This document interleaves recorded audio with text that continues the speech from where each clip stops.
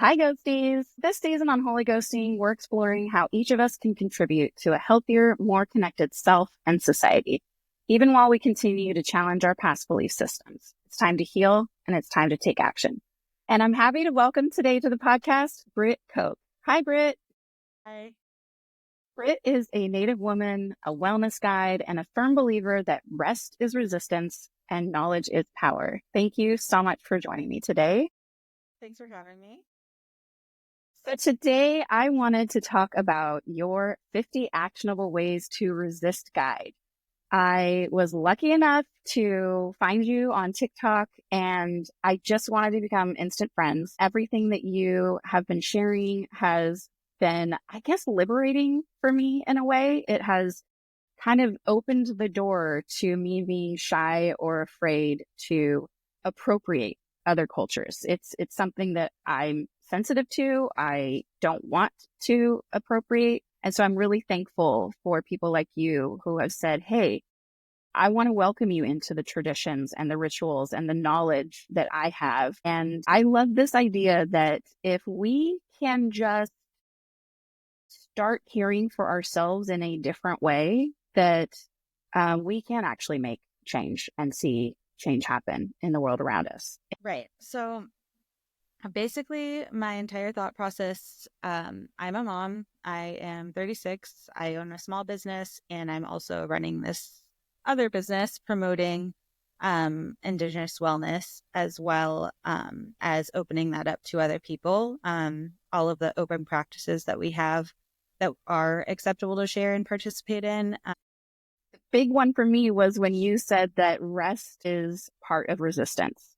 And I know that there are a lot of white ladies like me out there who probably got into a bit of a frenzy the last few months. There's been some uncertainty about what to do, how to take action. It feels very like we're caged.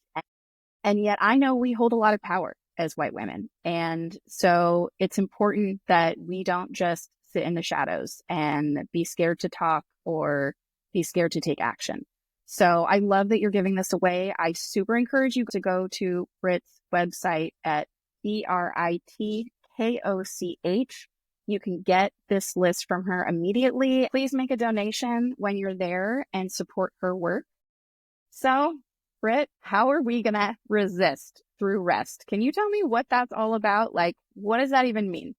I have realized that in all of my drive and passion to resist the patriarchy and societal norms and everything that's happening in the government, that most people do not recognize the fact that we do need to rest and recenter and ground ourselves in nature, in ourselves, and knowing that it's okay to take time to rest and regroup so that you can have energy and passion and movement to make other things happen. I think so much of what I'm experiencing, hearing from other women, especially, we're all doing a million things. We have so many roles in our homes and in our jobs and in our social circles, but a lot of us don't know how to just fully rest and not just like turning Netflix on at night and like trying to zone out from it all or doom scrolling as we do. Yes, as we do. But like to really be intentional with your time and really give yourself space to breathe and reconnect to yourself, usually through nature, breath work, using the 4 elements. That is all in my guide called Rooted Rituals. So my passion right now is teaching people how to rest so that they can resist. It's so important because if you're just going and going and going, you're going to burn out. And you can't just be consuming all of the news and the hate and the insanity that's happening. You have to take a minute for yourself so that you can actually do things that will matter. Yeah. Yes. Yes. And when you talk about those kinds of ways of resisting through rest, it strikes me that sometimes we can also get stuck in that rest spot. Yes. It's possible that we can kind of like find ourselves just in our cave in a way where, yes, we get rest and we kind of like ignore maybe all the stuff going on in the media. We like aren't up to date with everything. I know that's something that I've done, but then it can be really overwhelming to kind of reemerge from that and to find a way to kind of start one thing that I can do to take action today. And so when you put this list out, I was like, oh, thank goodness. Here we go. I'm going to get some knowledge and I'm going to make some change. And I love that the first group in this guide is about resisting through knowledge and learning. And I just want that to really resonate with people. You're not saying the first thing to do is make a sign and go out and join a protest. It's not, you need to get on social media and start, blasting everybody in your circle. First we rest and then we gain knowledge and learning. And why is that such a valuable place to start? I think it's valuable because it's easy to get stuck, like you said, in the resting phase, which is kind of really pseudo rest. You're kind of more just sheltering yourself from what's actually happening, or just getting so overwhelmed that then you are in this cycle of paralysis, essentially. But if you can take time to learn and spend time learning from people of color or about certain bills that are coming out, even through participating in any types of like town halls, even just watching them virtually. So you're learning about what's happening in your own community. It's important to take the time to step back and learn. And then you can kind of get more perspective on like what you could actually do yourself versus letting the overwhelm take over and just wishing that everyone else would handle the problem. Yes, I love this. I love this idea too of just focusing in on the now locally. It's so overwhelming when you're thinking globally. First of all, there's just so many things that I would like to rage about sometimes, but it's also nationally. In our country, we're seeing the National Park Service getting attacked right now. We're seeing, a small percent of our population and our trans neighbors being attacked right now. They're coming after things that really matter to us, and it can feel like there's literally nothing that we can do. So yes, resting, but then understanding what's happening in your local community right here, right now. There are things that are going to affect my neighbors, things that are going to happen in each of our states that we should be really focused on. And you shared resources in your guide of ways that we can in our own areas. I have found a lot of value in a lot of that rest comes from nature and reconnecting, grounding, and really finding our space outside of anything that's been man-made. What is like a simple way that when you step outside, you help yourself to just reconnect with nature? I know in general, anytime I can be outside is going to make it a better day for me. It's winter. It's freezing out a lot of the time. But if you can take time to go outside for 5 minutes and just honestly, breathing in the cold winter air does feel good. Yes. I know it might not sound great, especially if you're cozy and warm, but taking a minute to go outside, take some deep breaths, really just allow your body to feel what's happening. And if it's a good day, if the sun is shining, close your eyes and just let the sun recharge you. We do not get enough sunlight, period, especially in the winter. If you can just take a moment to do that, it will just help clear your mind so much, I think. Yeah, one thing that I love doing is anytime I'm going outside for some other reason, to get in my car, to go somewhere or take something out to the garbage, it's also embrace that as an opportunity to just be, to just exist out there, turn your face towards the sun, before getting into a vehicle or going on to the next meeting. Yeah, that's super valuable and something that I have found personally to really help me to ground. I'm really interested to hear from you about how Indigenous practices can almost break through the barriers of what white culture has confined us to. Help us get to a place where we are not appropriating Indigenous practices, but we are embracing them and using them appropriately. So that is definitely going to be what you can find in the Rooted Rituals guide. It is totally approachable to anyone. It is open. There are a lot of not open Native traditions to be aware of, but everything that I'm offering in that is touches on things that we can do and that anyone can do to sort of use our heritage to recenter, ground, even in talking about maybe how to eat more seasonally. That can be very grounding for our bodies, and that can obviously anyone can do that. And in a new ebook I'm writing right now, which is Decolonizing Wellness, I will be writing a lot about those things. It is almost finished, not quite ready, but if you do sign up for the free Actionable Ways to Resist, you will be on the email list for when that does come out. I am talking a lot about what you can do that has been sort of taken from our culture or other people of color's cultures and basically repackaged and sold to us as wellness. Mm-hmm. And how so many things that have been taken and monetized or sanitized in ways that they should never have been. And I also go into taking time to learn even about your own culture or other practices that other cultures have done that are open. Mm-hmm.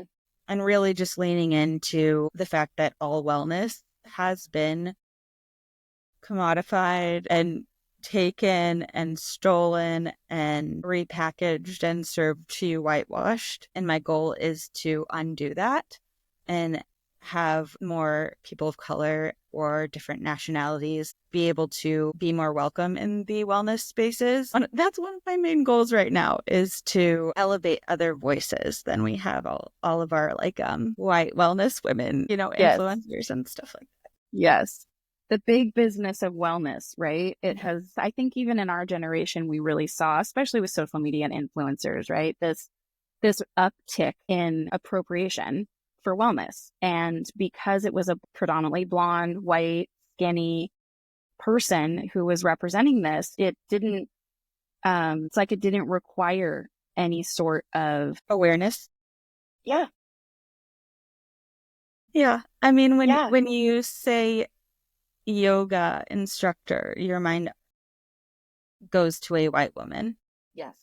So, I mean, that's just like a very plain example, but the lack of awareness is very concerning to me in the things that have been taken from cultures, much smaller cultures, less vocal cultures. I am on a mission to decolonize wellness and make it so that it doesn't feel like it's unattainable for the average person. It's not about buying vitamins and electrolytes and yoga mats and fancy, crazy, expensive leggings. Like, wellness is everyone's. Yes, I love this. And I love that you have made a distinction between Indigenous rituals that are open and available for everyone to participate in and learn and practice, compared to things that are not, that are closed. And will you talk a little bit about that and just help us understand kind of the difference there and why there are certain things that are open and available and things that are not? I think it's important to recognize that Indigenous tribes in the Americas have not been able to openly practice their traditions, religions, basically anything that could be seen as openly not Christian. Yes. That was not allowed really up until very recently. In the timeline of our country. Some residential schools did not close until the 90s, and I was born in 88. It's very jarring to think about how children were taken from their families and not allowed to practice their language or their traditions so very recently. And there are private ceremonies and traditions that are meant to be totally private. They're not exposed to people who are not invited. And one of the things that really drives me crazy is white sage that is meant to be closed. There are herbs and other items that people can use to smudge, but the way that white sage has been totally, I don't know the word I want to use for it, but just commercialized, really. Yes, commercialized. it's sold like anywhere. It's like at Urban Outfitters. Like Yes. it's such a crazy thing that's happened, which is leading to unethical harvesting. It's endangered. There's no reason that white people need to take that too. like, Yes. like I don't know how to say that nicer. I think that's nice enough. I mean, honestly, just stop it. Ladies, Yeah, like you have white everything ladies, else. I'm talking to you. We got to stop it. My first act of resistance is just to stop it. I think that's the first thing I'm going to do. Just stop it. Knock it off. Yeah. And also, I think it's important for white women, especially to when they see these things being taken and repackaged for profit of either corporations or other white women, like have a conversation with them. Like you can do that in a loving way. And that is also one of my acts of resistance. Like when you hear something or see something that's off, like it's okay to lovingly say to that person, hey, like, what do you think that represents? Or like, what do you think this practice is from? Or like ask questions. And yeah, sometimes you don't have to be kind about it, but there are so many ways that you can have these conversations to call things out that will not close the door to change for the other person Yeah. you're calling out. Yeah. I mean, I've been known to get real frustrated and not be nice all the time when calling things out. So I'm going to take that to heart. I'm going to really do my part to come at it lovingly. But I still might get real upset sometimes. And like rage is also resistance. Like it's not about always taking the kindest route, but it's also kind of like know your audience sometimes. Yeah. Um, because also, I mean, maybe this is also just coming from my lived experience of being the only person that looked different in the room. Anytime I had something to say, it was all like, oh, well, oh, she has another thing to Here correct. she goes again, right? Or like she's just being loud about this political thing that she's always loud about, so that's also just my experience of having a voice and lots of opinions.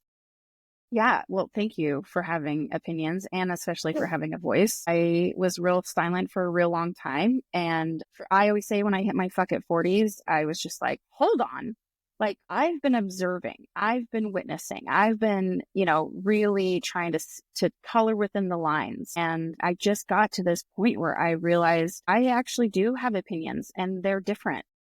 And I might just want to share them every once in a while, which turned out then I was like, let's share them all the time and let's keep going and let's not shut up about it. And so, yes, it's a challenge. I had a very difficult time at first, even articulating the things that I want to say. I was very like at a loss for words a lot of the time. And that's okay too. We're not going to go at it perfect, but it's so important that we just start. So I guess my advice is like stop it and then start. So it's like stop the appropriation, start asking the questions and start challenging the norms, the things that like we know have been whitewashed. And you don't have to have all the facts. I'm really bad at remembering like dates and names. Like that was not my forte in school. So that's just not how I have conversations. I'm not going to know the dates of, when America did shitty things. I just know that we did shitty things. And so it's time to start not being okay with it. So yes, call out racism, call out sexism, any kind of transphobic language. I love what you say that silence is complicity. I mean, I don't love that silence is complicity, but I love that you call it out. But it's so true. Yes. And I think it's also a responsibility. I sometimes forget that I'm not like a kid anymore, that I'm not a little girl that is just going to be shushed and silenced. Mm-hmm. And if I am shushed and silenced, that's okay. I can take it. I can just keep talking. But I think remembering that my voice also can resonate to the next generation and that the same things that I was taught or that I learned do not have to be the same things that I perpetuate into the people that I can influence in my life. Just another way to resist that you talk about in your 50 actionable ways to resist guide. So I want to move on to the next one, which is resist with your money, which is just like one of my faves right now. I love what's happening with Target. I love how Costco is coming out hard in support of DEI. And I love that people are like, yeah, there's a Target, 1 block away, but I'm going to drive 50 miles to get to a Costco. Just one way that I'm seeing people actually take their money and start to make conscious shifts. I do also love seeing the effects of people really sticking to the Target scenario, because I know most of us have a Target habit. Oh my God. I know, I admit. especially, I know a lot of moms do, because pickup is so easy. Yes. And just let your kids sleep in the car and do it. But I've just made myself to get out and do things while she's at school. And I know not everyone can do that. But Yes, yeah, there's please. so If many you live in a ways. small Like, town and there are places that you can shop where you can find groceries, like this is not to shame anybody, but if you are able to, resisting with your money, it's not something that I really thought about in the past. And I'm really glad that this is one of your categories that you've given us to, like, shop secondhand is one that I love. I used to shop vintage all the time, and then something happened and it was like, I don't know. well, it's not easy. It takes time. And when you are older, you have far less time. I know I used to thrift a lot when I was in college and after. That makes a lot of You sense. kind of lose the time to do that for fun. Or when you have babies and they're like growing out of things so quickly and you're just like, how am I supposed to go thrift things right now? Exactly. But yeah, I mean, I think a lot of us have intentionalities of shopping small, but when it comes to any easy thing, we're like Amazon and Target. At least that's how most of the people I know operate in life. But like taking time to look at the small businesses around town, check Etsy. Also, like, if you're like me and love social media, I'm sure there's many small shops that you follow on different social medias, and like actually buy from them instead of Yes. just liking what they're creating or making or doing. Just like think about that for gifts or for, whatever you're spending your money on. I know there's a lot of people that I follow on social media that I love to purchase from, because it's like, oh, I know, like, that was made with love and intention, and it's not just like crud that, will be useless in 2 months. Yes. Not mass produced something. And I think one of my struggles too was like during the pandemic, it was like online or nothing. Like it was really Yeah. scary to go out and Huge, shop, huge and shift. going into stores. A lot of small businesses closed, places that I frequented to buy gifts, and that sort of thing. And so I also want to talk about re-emerging from those cocoons Yeah. and kind of breaking away from the kind of the things we had to do to stay safe Mhm. and to feel safe during those years. And that maybe we can do kind of a level set, canceling that Amazon Prime subscription or not relying on DoorDash to like instantly bring me something from Target. I mean, those are the kinds of changes that we can make. And I get nervous with that because I know that those are also jobs. Those are some people's way that they survive. Yeah. It's a fine line. For me, it's not all or nothing. I don't feel like most things are black and white. You really can show what you care about through where you're spending money. And I just think it's important to make the shift to be way more intentional. Because like you're saying, like, especially with how we had to live for years during the pandemic, and like Amazon was such a no-brainer, like, oh, we need this thing, I'll just order it right now, which was honestly a big shift for me. I definitely thought more about my money before it became so easy to just quick spend $6 for an item I thought of randomly or saw on Right. Instagram. So even just the shift of maybe you still need to buy stuff on Amazon. Like, there are things maybe that you cannot find locally or whatever reasons, even if you're like disabled or housebound or whatever. I'm not saying people like that can't use practical things, because again, it's not black and white, but just taking time to think, like, do I actually need this item? Because I think there's so many of us that do not think twice. Absolutely. I mean, this is a challenge for me. I will certainly admit to that. It's been a good challenge. I've enjoyed finding different ways of purchasing things. I think really too, it resonates a lot with me when you were like, do I need this? Because a lot of times I don't. And if it isn't available instantly, or I can't get it tomorrow, or even I can't just like run to Target and pick something up, um, it does also give me back time to really think about what I value. And I think resisting with our money is not just a way that we can support small businesses, but it's also a way that we can shift from this kind of like corporate control over our everyday life. One other one I want to get to before we move on is to de-invest from large banks, to go more with local credit unions. And why is that such a valuable thing to do? That's something we did during Trump's first presidency. And we've really enjoyed using a credit union before we were with a big bank. Just realized we did not want our money going towards things that they invest in. We are huge nature lovers, national parks all the time. My daughter has like 15 junior ranger badges. Like, it's a priority to us to be outside. And the way that big banks are spending their money is just devaluing to the land and pumping money into big oil and just nasty things and war and just all the things. And so Yeah. when you can put your money elsewhere, I think it's helpful, and they're kinder. It's easier to work with. Like, you can talk to Yeah. a human being. And like, when you're talking about jobs, like, those are employing like local people at a local bank. And like, And your money is staying local, right? Like yeah, they're supporting groups and businesses within the community that you're living yeah. in. We're at a teachers credit union, so they invest in education stuff. So yeah, I think it's a really easy thing to do. It may take some paperwork and a little effort, but once you've done it, it's the one-time thing. It's like, it's over.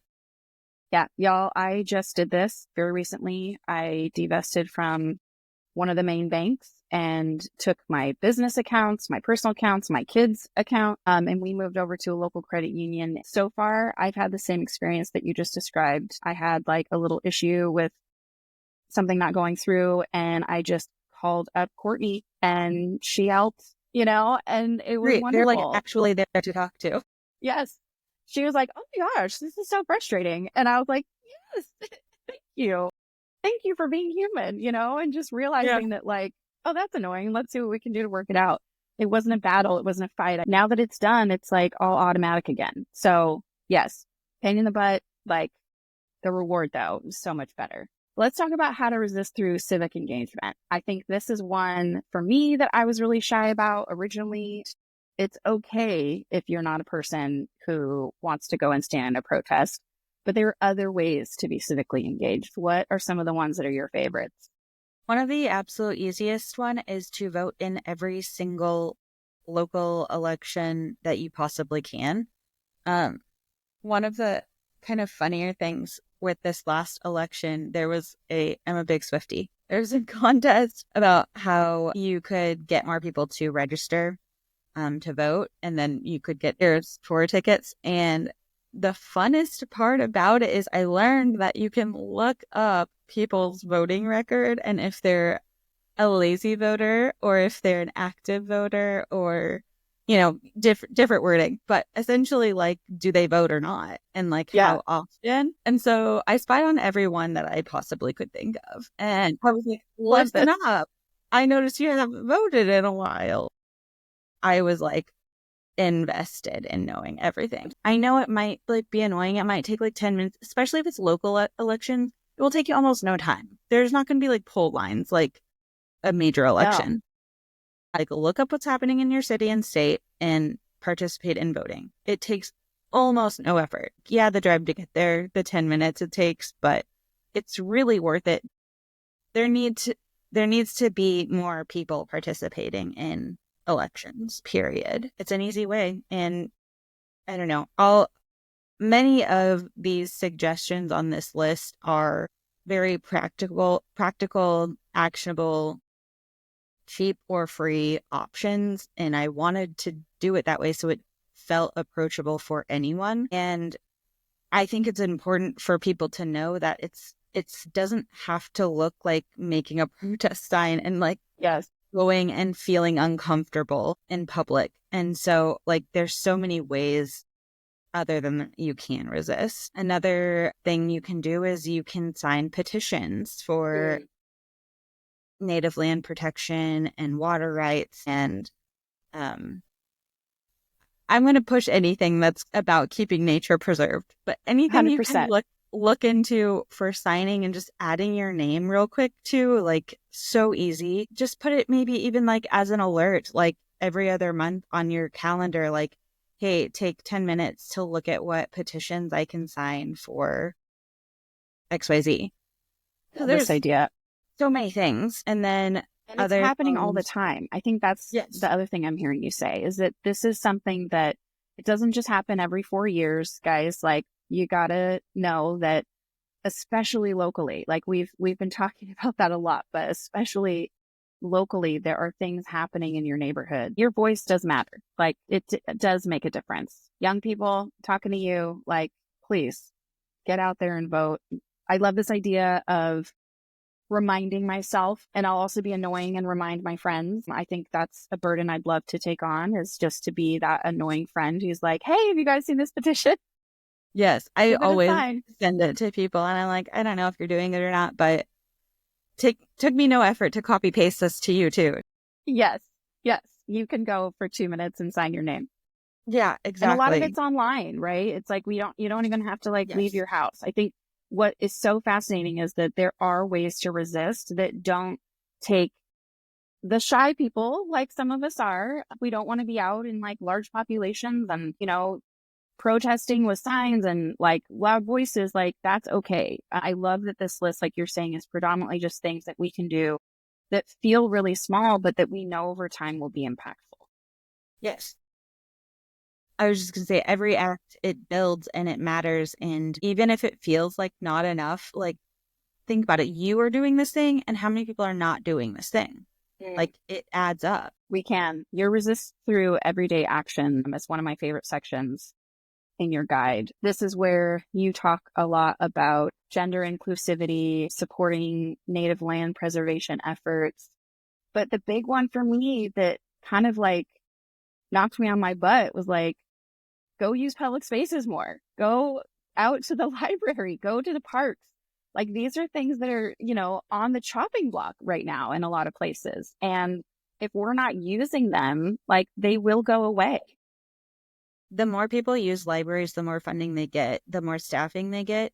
And if you can go, instead of purchasing a book on Amazon or Target, just go put your name on the list for the popular book. They're going to have all the popular books. Just put your name on the list for it. Even also, if you use apps like Libby, or there's another library one that gets counted towards library usage for like audiobooks. But yeah, if you can spend more time at the library, please do. A lot of them have really cool spaces like maker spaces, or like even tool libraries or kids programs. Like there's even a couple of ours have like STEAM areas where you can like learn 3D printing. There's so much more than just like getting a book at most libraries. And honestly, the more they get used, the more they'll get funded, and the more we'll get the cool things. So go to a This library. is an easy one, right? Like they're there for our use. These are public places and spaces for a reason. It's like, this is really what when we talk about community, these are places that are open and inclusive. I'm going to admit it. I stopped going places during the pandemic, and I think I just like did not reemerge. So this has been a challenge for me as well. But let's get out there and use these spaces and let our local communities know that like we support open community spaces. And these are very inclusive, beautiful places with people who are very kind and very open. I've never walked into a library and felt, like I didn't belong. Totally. I was going to say too, it's one of the only like truly free things we even have in our society anymore. And like, if we want that, then we need to show up. Yep. And we can do it online. Again, if you're somebody who likes to be home, I totally get it. You can go online to your local library. You can listen to things for free. You can also get your name on lists like Brit was talking about, and, go in, visit. I know it can be overwhelming, like the Dewey Decimal System. I don't know. You guys, like, just go talk to the librarian. Like, they'll help you find whatever you're looking for. I have never met an unkind librarian. So Same. Same.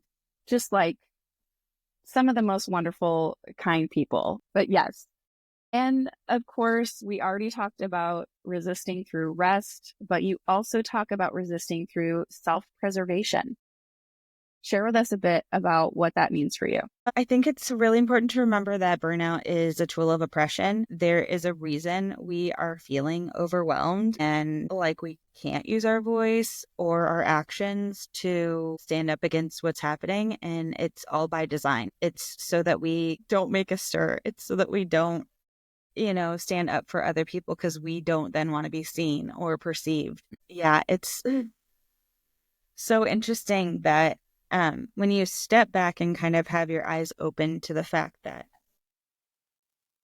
we all are feeling the effects of burnout because they're making it so. It is 100% intentional. And we just can't participate in that anymore. You have to take time for yourself. You need to make sure other people in your lives are taking time for themselves. Like if you have someone in your life that is overwhelmed by kids or job or time that they don't have to do things for themselves, maybe offer to watch their kids for a couple of hours, play with your kids so that then you also have a break because more kids is better. Yes. Like you could have a minute too. I think trying to build community is a big thing when it comes to self-preservation. Like also then you need to look to your community and build your community so that you have other people to rely on when you need that moment too. It's been so designed that in America, we are in our own pod, in our own home, not interacting with anyone else. And that's something I think we need to work towards trying to end, which also like in talking about libraries, like you might meet like a really cool like parent there that you would never have come in contact naturally with. And it's like we've been just encouraged to be so individualistic that we can't, we have then all this anxiety to like put ourselves out there to meet someone. And it's important also to build the community when you can. Yes. Yes. I love this idea of like knowing we can't do it by ourselves is like different than not doing it alone. It's Right. like we're supposed to be these like super women, who are able to like do it all and have it all. And it's so much external work, and this has really helped to really remind me that yes, we can rest, but we can also recognize when we're exhausted by what we're being exposed to. That it's not natural or normal for us to know this information all of the time, constantly. That we were not made to process this much grief or trauma or fear. Right. And I think I'm really settling into like making that safe space within myself first, and then helping to acknowledge that the spaces around me that I can enter into and that I can participate in. And they don't always have to be financially driven. I really want people to focus on the things that they can do within their communities, within their families, that are just being present, that are just showing up somewhere, and that each of those things that we're doing can be resistance if that is what our goal is. And I think just having a mindset that you're going to have a life of resistance against these social norms, against patriarchy, against racism, against sexism, against every kind of isms and phobias that we can shelter ourselves in and pretend that we're feeling safe about. We don't have to anymore. So stop it, right? We're just going to stop it. Yes. And we're going to give ourselves some different ways of engaging with the world. And I love that you put this list out. Like I said, there are 50 actionable ways that you can resist with this list that Brit has created for us. If you want a quick link to download the resources that I mentioned in this episode, you can go check the notes. Just type in 50 actionable ways to resist. Brit Koch. It's Britkoch. Remember, she's offering this guide to us for free, but I highly recommend that you make a donation. The work that Brit is starting right now is something that I know is going to change so many people's lives, and we want to support and make sure that you get to continue to do this. So please donate. And while you're there, do check out her daily wellness book. It's called Rooted Rituals, Meaningful Wellness Practices from Ancient Native Wisdom. This is an open resource. Like Brit has said, it's available for anybody to practice.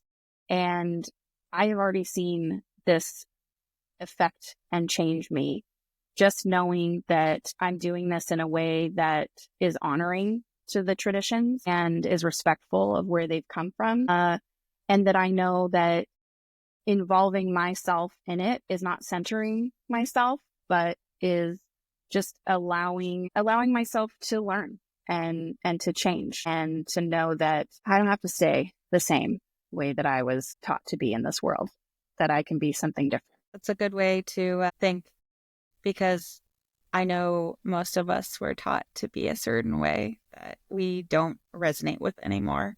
And keeping an open mind and heart to learning and changing your opinions and perspective is so helpful and healthy.